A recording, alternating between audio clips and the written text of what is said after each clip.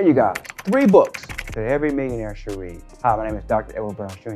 and welcome to my world. The first book we're going to talk about is The Art of War by Sun Tzu.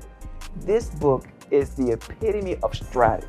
No matter how big your forces are against you, it's not about winning a war at one time. It's about winning each and every small battle. See, the army that you're fighting up against could be a mental army, it could be a physical army, it could be a spiritual army, but it's up to you if you're gonna win each and one of those small battles in between your mind, in between your spirit, in between your physical battle, right? So Sun Tzu always spoke about this in his battles, so it didn't matter which army he came up against, it all started out where? First, in the mind. He knew if he can specialize in just defeating these big, massive armies just by winning small skirmishes and battles, that he could win. Now, this is a great book for entrepreneurs. You're gonna go through a lot of battles, emotional, mental, spiritual, physical, financial battles. It's can you survive and defeat that big army with small skirmishes? And I believe you can. Second book I think you should read, that every entrepreneur should have, actually, is Think and Grow Rich by Napoleon Hill. And let me explain this to you. This guy was a genius. He was actually authorized to go out to search out the wealthiest men in America across the board at a certain time in his life.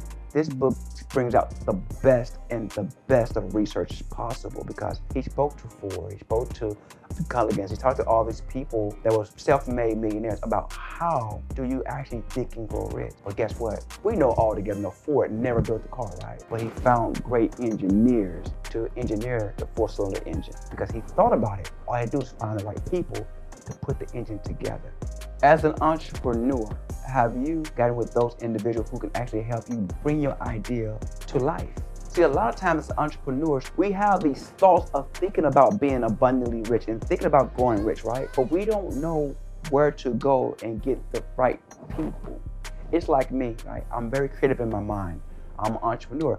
Also, I like to do life insurance. It doesn't mean I know everything about life insurance. That's why I surround myself with the brightest minds possible, because you know what? Because we are all engineering something, and that's to give our clients the best experiences possible. Now, the third book I'm going to give you is going to be an awesome book. You gotta read this book. I don't care who you are, where you are in the world, you have to read this book, and it's called The Bible, Basic Instruction Before Leaving Earth. Let me tell you why. In this text right here, it tells you how to become rich. It really does. Matter of fact, the richest man in the world was Solomon. And how did Solomon become the richest man in the world? It wasn't by his great looks, whether it was by his wisdom. His wisdom got him the things that he needed. He went to his maker, he said, "Hey, Solomon." And Solomon answered, "Yes. What do you ask of me?" He said, "Wisdom."